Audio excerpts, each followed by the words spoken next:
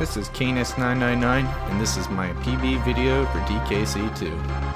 I'll be submitting this run for AGDQ 2017 in hopes of either participating in a DKC Trilogy Relay race or a race of this game itself.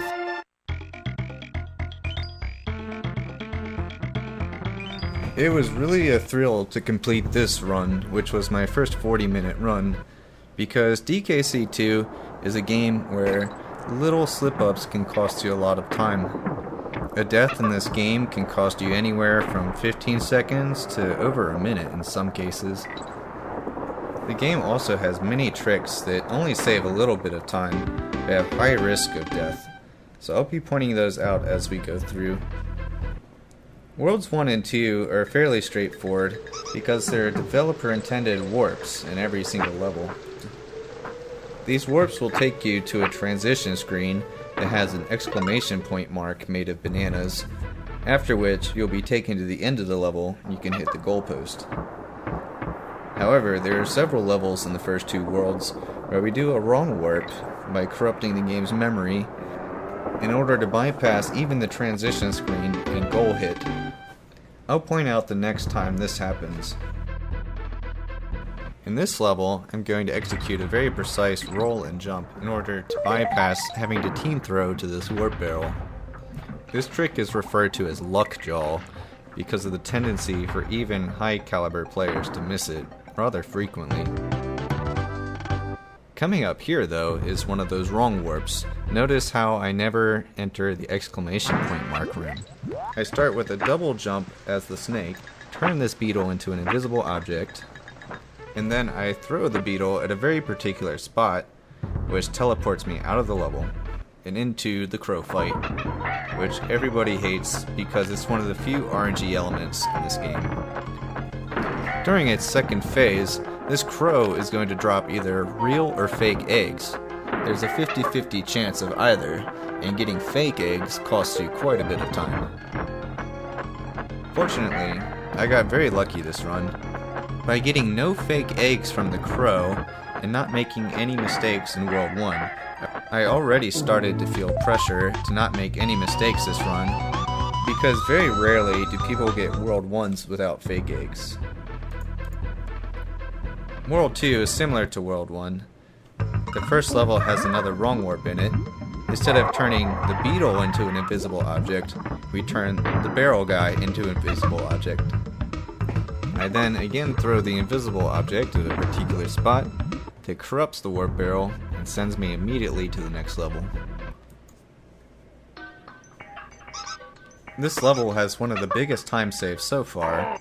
We do this special double jump here by throwing the other Kong and jumping at just the right time as that Kong is returning back to us. We'll be seeing this mechanic a lot throughout the speedrun.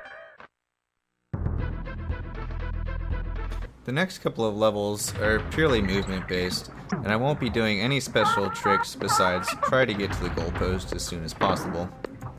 The one drawback to this particular level is that it's the only level in the entire game besides boss fights where you're forced to watch the guitar solo at the end. You'll notice that in every other level that I beat, I'll hit the goalpost in such a way so as to not have to watch either the guitar solo or ditty rap. Now, you've already seen most of the special mechanics used in the speedrun. Worlds 1 and 2 are just crammed with little tricks that you have to use to make the most time save. From here on out, however, the use of glitches in this run greatly diminishes. My attention now turns to simply surviving the many risky jumps and rolls I have to execute. By not messing up any glitches in Worlds 1 and 2 and having perfect crow RNG, I'm already quite invested in this run. Any slip up that I make, even one that only costs 5 seconds, is enough to jeopardize the run. Cleaver, this boss, is a good example of high risk for a small reward. Here, in order to simply skip having to jump on one hook, I'm going to do a risky jump onto the sword to bounce to the next hook. The real time save in this fight, though, is a trick called the lava fly, which you'll see me do very soon.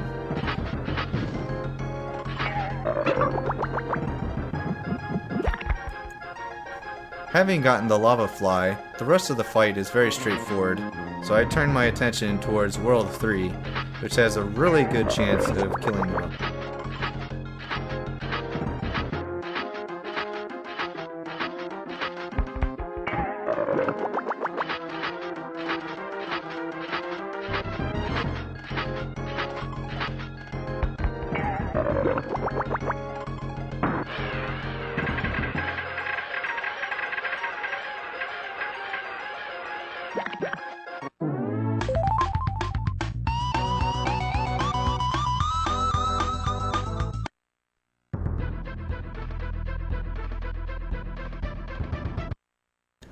This is the first level that doesn't have any kind of warp in it, so I'll be going through this level trying to be as fast as I possibly can with my rolls and jumps.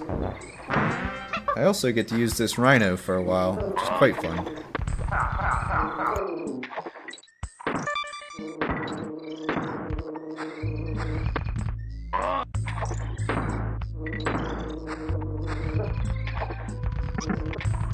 Here I just hop off the rhino instead of going through the sign, because that actually slows you down a bit. I now do a team throw, which is storing a super jump. So the next time I intentionally take damage, I'll get a very high jump, and I'll be able to clear this very long gap.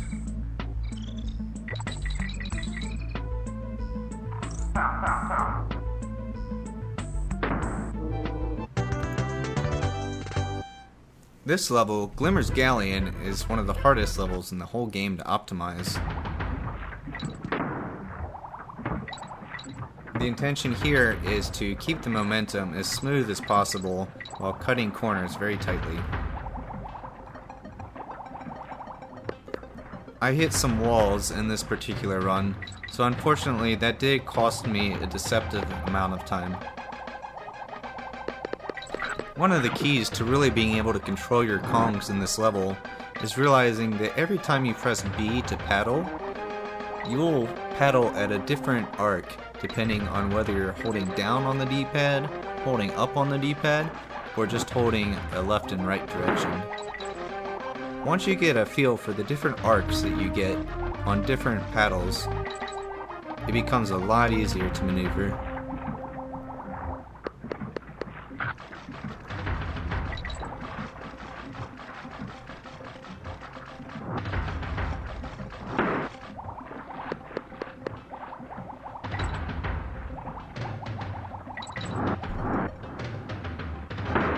Coming up next is a pretty risky goal swap.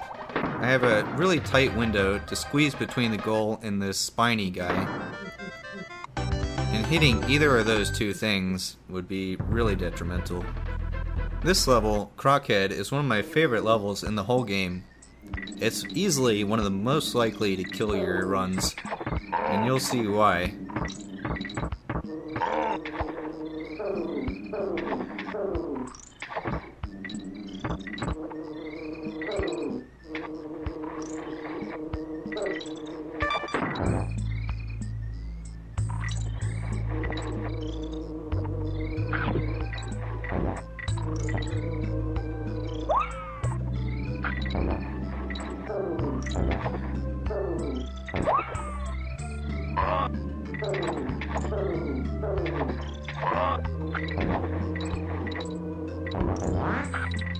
These rolls at the end are by far the most difficult and most likely to kill you in this level.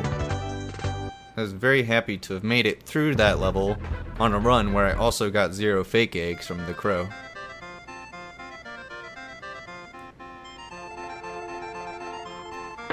This level is fairly straightforward. I pretty much just hold right the entire time and just try to time my jumps. The hitboxes in this level are a bit unruly though. There are quite a few Kremlings in this level that are notorious for hitting people in their runs, which usually is more of an annoyance really than a major time loss.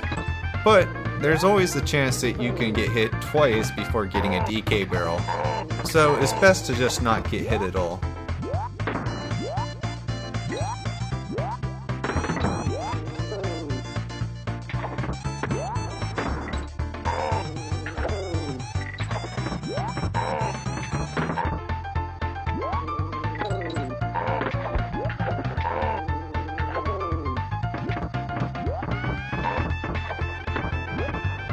before we get to the next level, I want to let you know that this is going to be one of the most interesting levels to watch if you've never seen it before. It's actually a combination of two glitches. Watch carefully.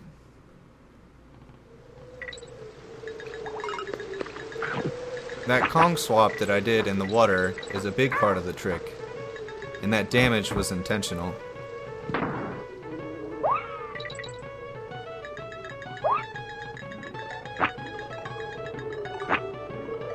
Now, using this invisible object, I'm able to bypass the entire rest of this level. And good riddance too, I really did not like this level as a kid. Bramble Blast has a major run killer in it. At the very end, there's a trick called Vine Clip that can cost you over 10 seconds if you mess it up, which at this point would pretty much kill my PB potential. Most of the beginning is simply based around timing. You don't even have to hold directions, just press B at the right time, and you can get through this maze pretty quickly.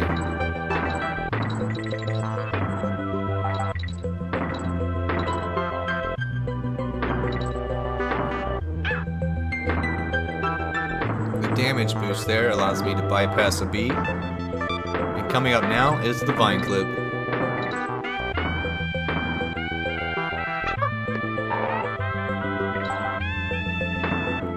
There I was a little too excited that I got Vine Clip and shot upward by accident. Fortunately, those brambles up there don't have hitboxes and I didn't take damage.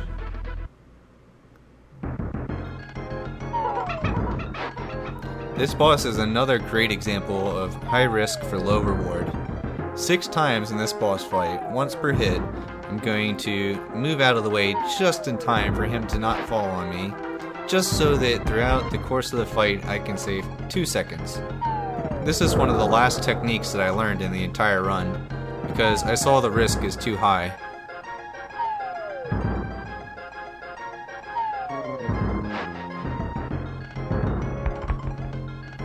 There's a good visual cue for this, however. If you watch the way Dixie breathes, there's actually a strong indication of when the guy is going to, based on how many breaths she takes.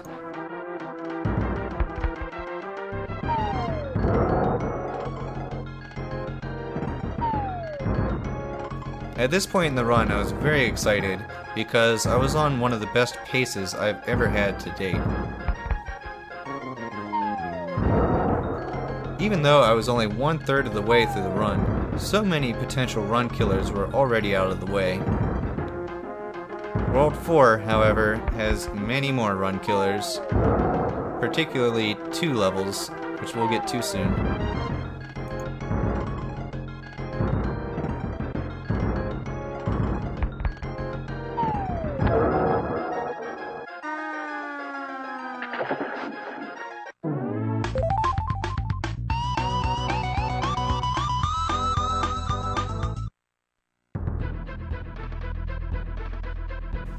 This level here is full of sticky honey, and we definitely don't want to be stuck to that for very long.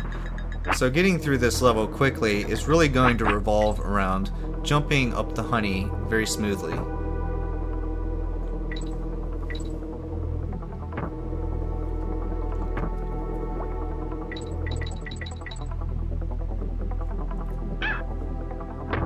By using a damage boost, we're able to get up to the spider very quickly. And that's going to be used in a glitch coming up very soon. By jumping off of the spider onto a hook, back onto the spider, and then off of the spider again, you somehow trick the game into scrolling the camera to the right very quickly, and you essentially surf the camera over to the right. I then intentionally take damage so that I can get out of the glitch state. Otherwise, I wouldn't be able to bring the camera back to the left to beat the level.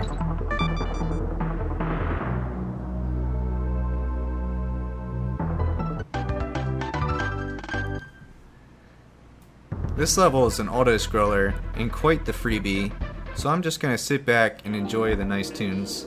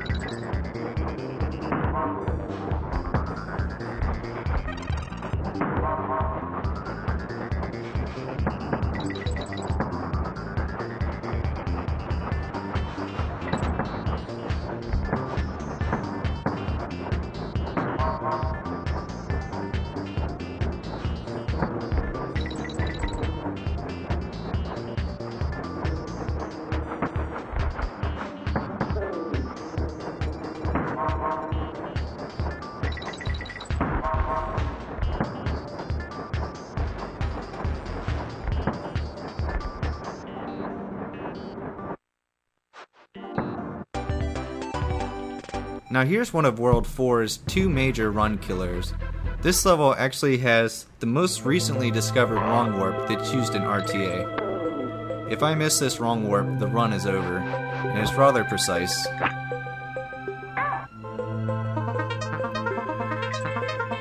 Here, I use the corner of the brambles to get an invisible object, and voila, the level's over.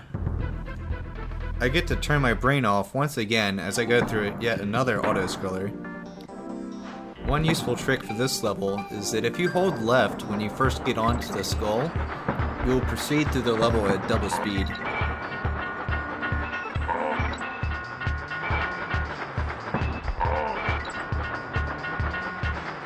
This level is a little bit harder than the last auto-scroller because of the speed, and also the fact that if you don't jump onto these competitor racers in just the right way, then sometimes they can knock you off the track, and I'm notorious for having once died to the number 9 guy, which pretty much no other runner has managed to do. Perhaps because as I go through this auto-scroller, I'm aware that the next level is Mudhole Marsh, which I think is the hardest level in the game.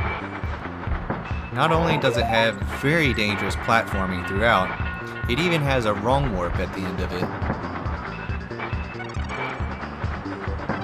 The likelihood of losing a run to Mudhole is one of the highest in the game.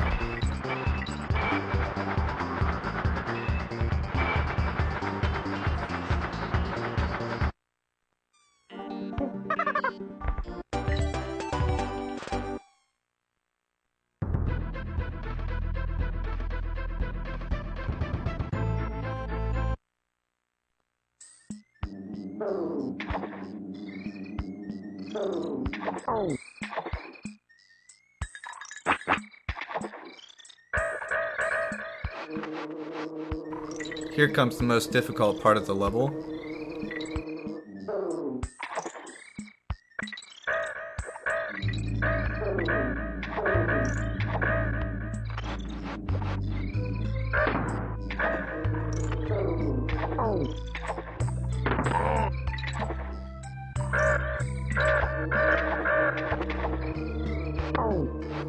And now I begin the setup for the wrong warp.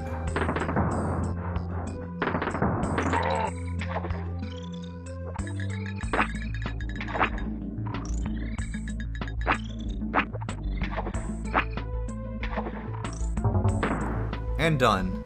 At this point, I'm on pace for the best run I've ever had to date. This level is split into two parts. One half, you get to use the Rhino, and the first half, you get to use the Kongs. There are a couple of difficult tricks in the Kong section. We do this super high jump here, and then the goal is to set up another super high jump by taking intentional damage.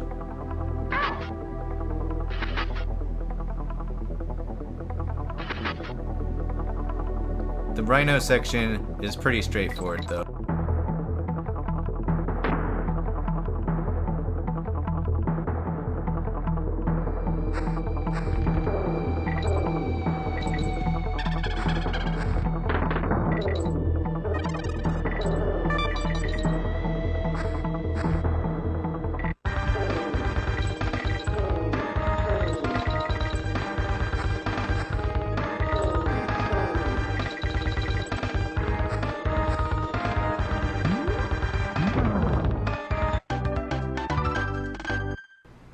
There's an adage within our community which says, never sleep on the king.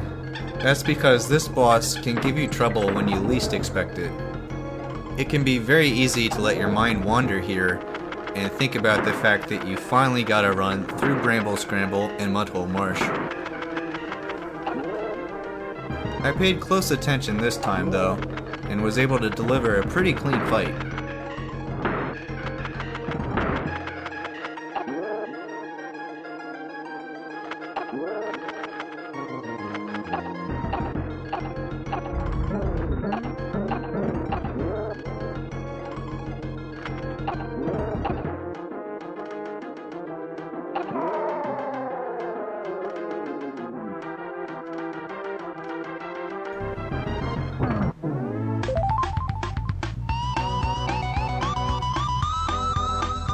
With more than half of the run behind me now, I move on to World 5. World 5 really has no special rung warps or glitches in it. It's just straight up platforming, and it happens to have pits everywhere. So a big part of World 5 is just making sure you don't fall.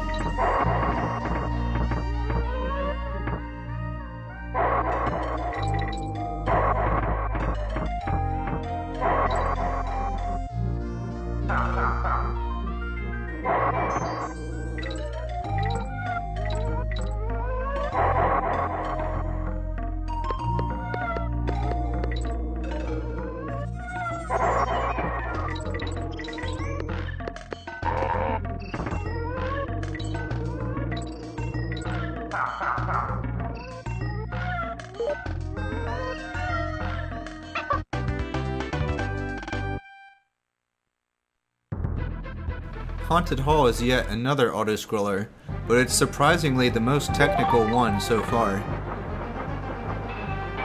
Every single jump that I do in this level is actually routed in. It may look strange to purposely run into minus barrels and skip certain plus barrels, but the way you jump up and down hills can save you over a second throughout the course of the level.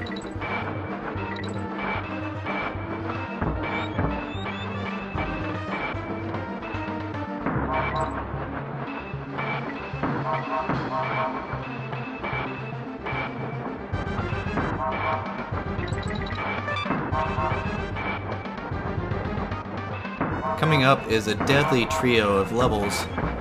They get progressively harder for the next 3, culminating in Web Woods, easily one of the hardest levels in the whole game.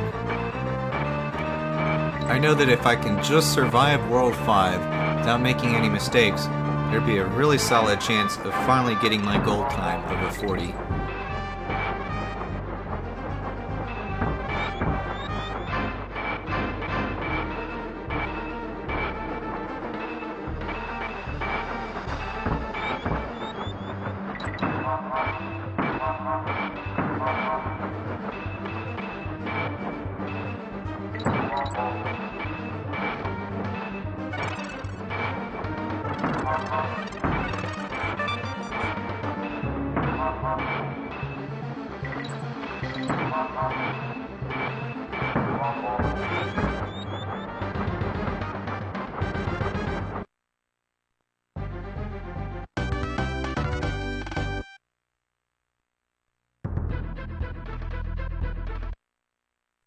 Level in this deadly trio has a wind mechanic. The goal here is to use the wind to our advantage as much as possible. By mapping out carefully when the wind changes directions, you can anticipate when it's going to happen and always be able to use it to boost you forward at a higher speed.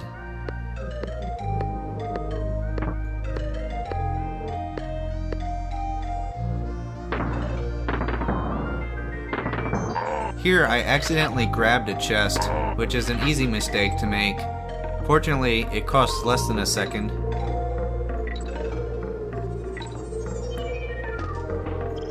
This team up here is used to skip a wind cycle. You essentially roll through the trigger for the wind to start going left, too fast for it to be able to change directions. We then swap to Dixie, who's about to have the scariest experience of her life, falling at high speed past about 100 Bs.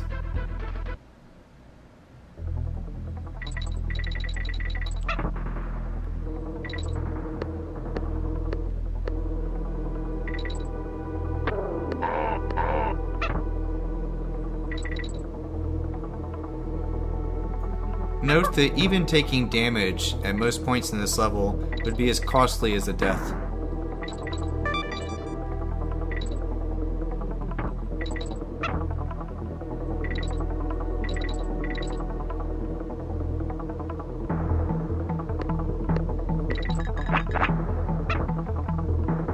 By intentionally taking damage here, we're able to damage boost through the end of the level. But that is just the warm-up. For Webwoods, this level uses the spider through most of it, and learning to control him is a bit difficult. I remember rage quitting to this level many times as a child because I couldn't figure out how to make these web platforms. Turns out all you need to do is jump and press R and L at the same time near the peak of your jump.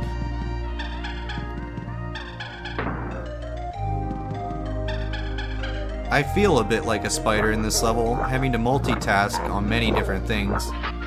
You have to be controlling your movement, the platforms that you land on, and shooting enemies all at the same time. There are also 2 damage boosts in this level.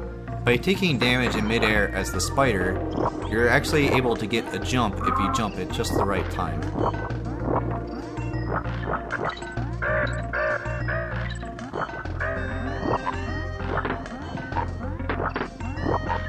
This pit coming up is extremely dangerous when done optimally because there's a lot of multitasking squeezed into a small time frame.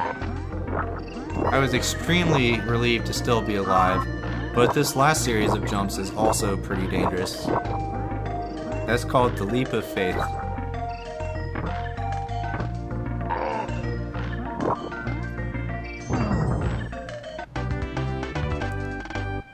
This next boss, Crow 2, just like the first time you encounter Crow, has some RNG to him.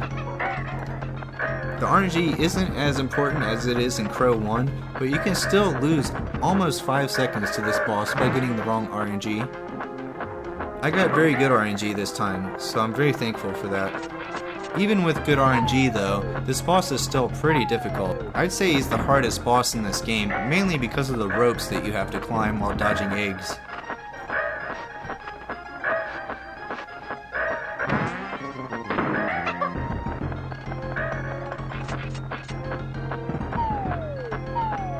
Here I make a small mistake with my climbing.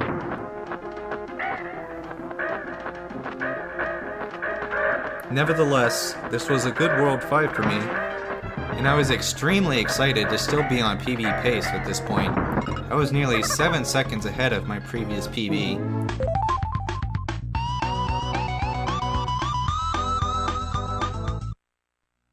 Run killers were behind me, but I was still extremely worried that I would make a stupid mistake.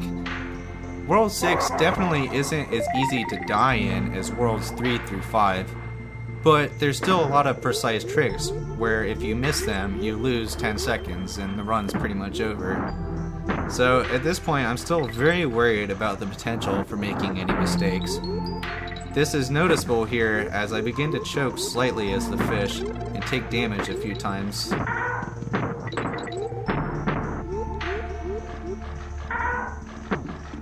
I'd say Arctic Abyss is one of the hardest levels to optimize, right up there with Glimmer's Galleon. It's so easy to lose seconds to small movement errors. Because of the movement mistakes I made in this level, I was worried that my PB pace would slip right through my fingers. I knew that at this point I really couldn't afford to make any mistakes for the rest of the run.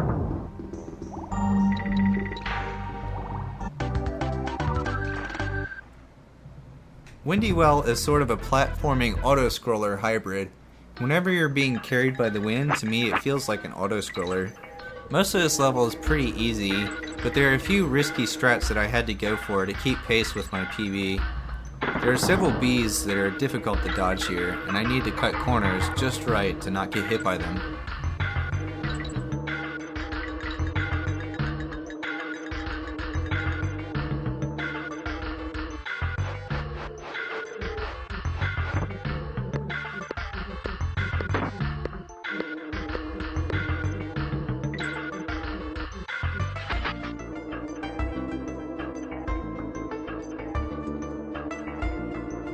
Here I do an intentional damage boost so I can get up to the next level.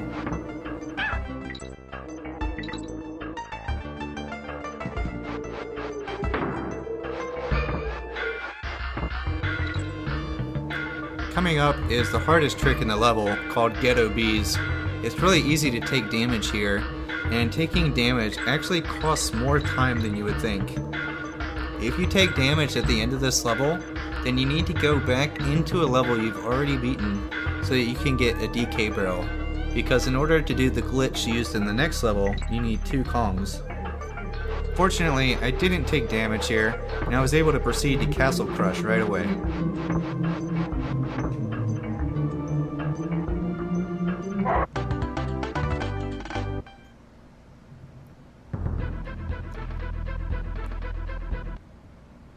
This is the last auto-scroller of the run, and it features my favorite song in the game.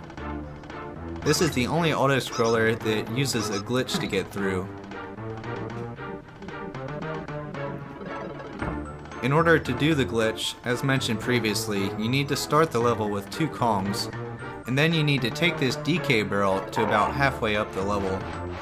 This isn't particularly hard to do, but because of the pace I was on, I was still quite afraid of choking. If I'm holding this barrel and just release Y for the tiniest fraction of a second, the run is over.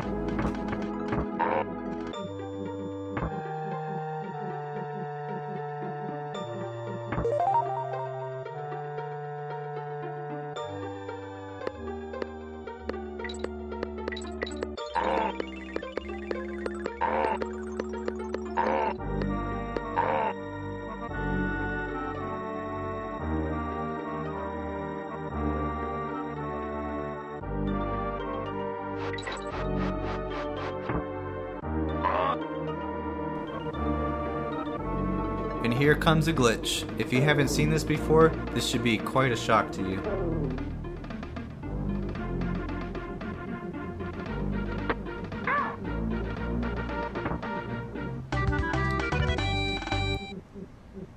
The next series of levels is referred to as the Gauntlet. These are the last levels in the game, and the last chance to choke away your PB pace. Clapper's Cavern is the least intimidating of these levels, but it still has the potential to ruin the run.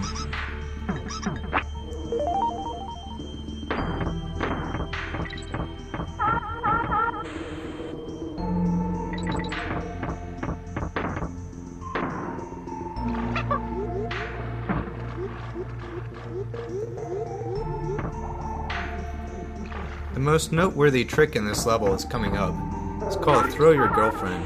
I'm going to use Dixie to hit an invincibility barrel, making Diddy invincible so that he can rush to the goalpost.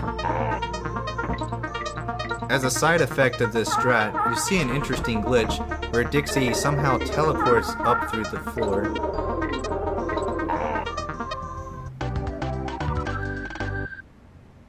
At this point, I was nearly having a heart attack in my run. Chain Link Chamber is the last wrong warp in the game, and it's absolutely mandatory. I'd been messing it up lately, so I was pretty worried that this would end the run.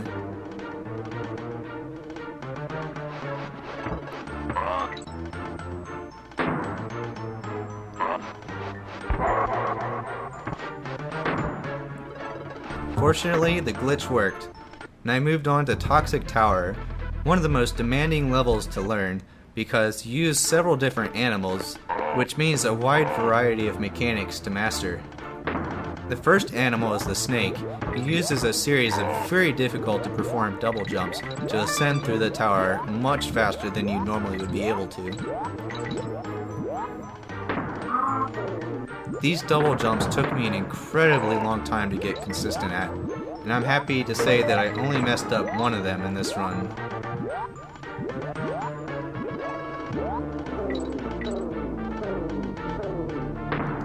Now begins the bird section, which is going to have an intentional damage boost, leaving you vulnerable to where any one bee that hits you will kill your run.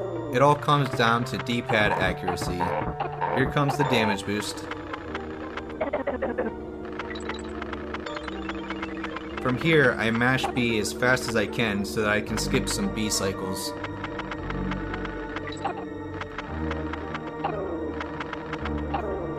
So many runs have died to these bees.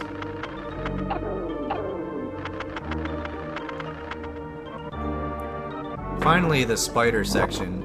This part's really easy, just 3 well-timed platforms and you're done.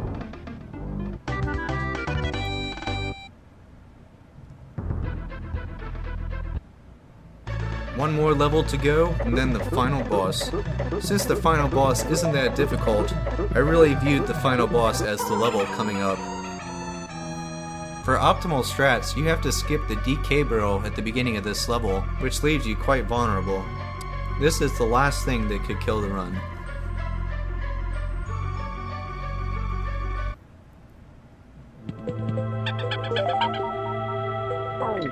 Here I use some camera manipulation to despawn a cloak. On the next rope coming up, I intentionally go a little bit slower than I could go, so that there's no risk of hitting the vulture that swoops by. I call him the Demon Vulture, because he's also a run killer. Now that I'm Squawks, however, the hard part is behind me. I was able to skip the race with Screech by flying over his hitbox. This saves about 3 seconds.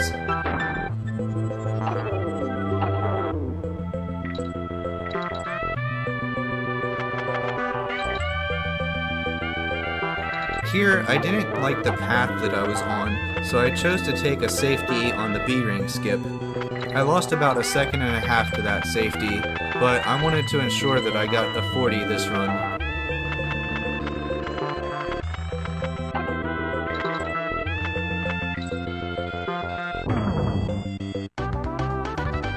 And now reaching the final boss, the realization finally starts to sink in. This run was probably going to be the 40 that I had been seeking for so long. This boss fight really doesn't have much risk. It's just a matter of dodging and throwing your cannonballs with good timing. The one worst case scenario is that if I were to throw the cannonball too early, I might have had to repeat one of K-Rool's cycles, which would have lost me more than 10 seconds.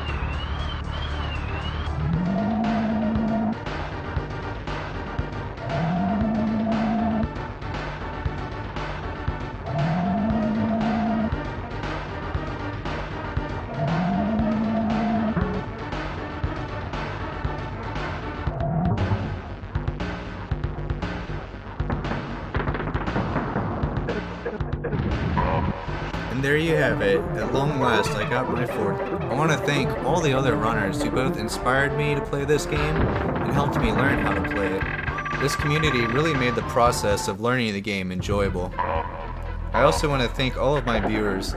Thank you so much for putting up with my salt. and continuing to believe that someday I would get this time. I now leave you to enjoy these credits. The developers of this game deserve major props because it's definitely one of the best platforming games of all time. If you too are interested in learning this game, then hop over to dkcspeedruns.com. There's an entire wiki with details on every single level in the game and how to perform most of these tricks. Thanks for watching.